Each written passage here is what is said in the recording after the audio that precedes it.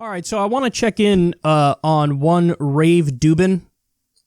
He, he still has a show, and he's still doing the same, silly stuff he's always done. His stock has gone down big time. And I was just talking about this to somebody recently. If you don't really believe in anything, it's tough to be a political figure, new media figure, because eventually people catch on to the fact that you don't really believe in anything. And so what are you doing? Your show and what you do is not about anything. It just is. It just exists. And it's permanently floating around in limbo, and it's unmoored, and there's no core to it. There's no there. It's just you exist and you're in the ether and you just say stuff, but it could be contradicting something you said a month ago or a year ago because you don't really believe in anything. So you can't keep that up. You just can't keep that up. And that's Rave Dubin, Mr. I've ideologically transformed or whatever. He's not doing too well. His own subreddit is all people just who used to be fans of his, now just eviscerating him and obliterating him on a daily basis because they now see through him. So anyway, Larry King came on his show, hilarious. And here's what happened mid-interview. Samsung, mate. And it's ringing right now. It is. That's it. Hello?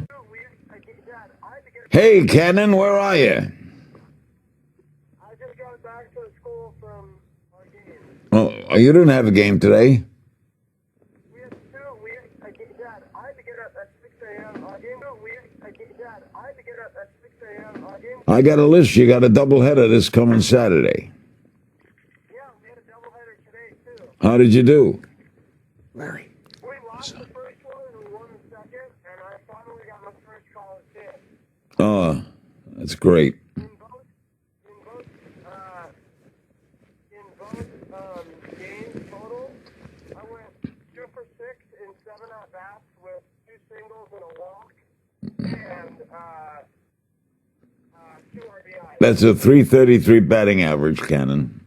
Well, I'm doing David Rubin's podcast now. I'm on his show, and while talking to you, the audience is watching me talk to you. Oh, wow.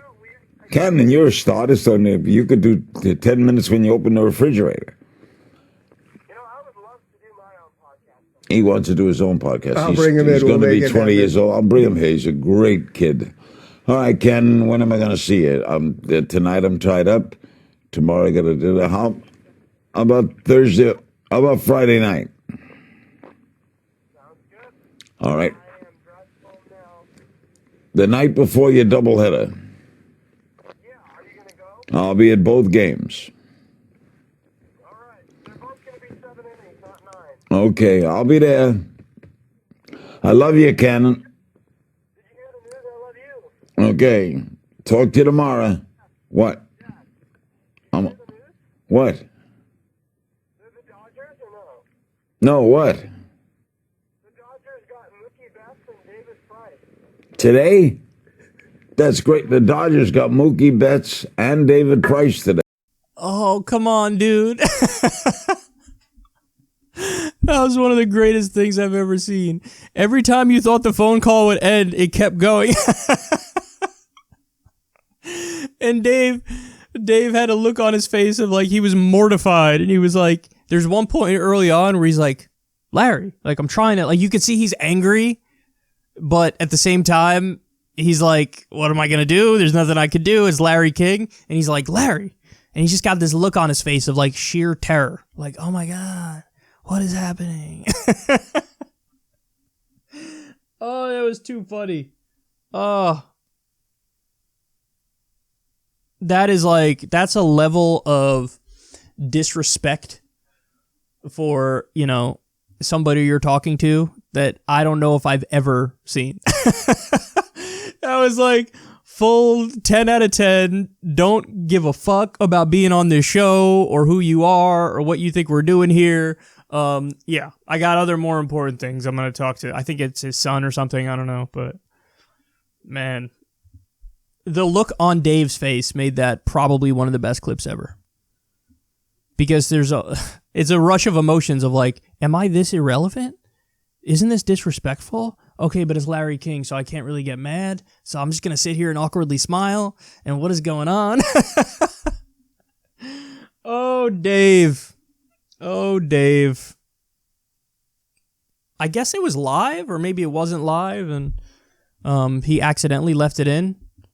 Maybe whoever edits for Dave is like doesn't like Dave anymore, and he's like, "Oh, I'm keeping that in for sure." And it was like a wink and a nod to the audience, like, "Look at this, look at this. Isn't that sad?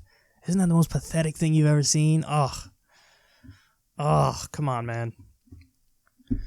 Yeah. So anyway, things are going well over at Rubin Report.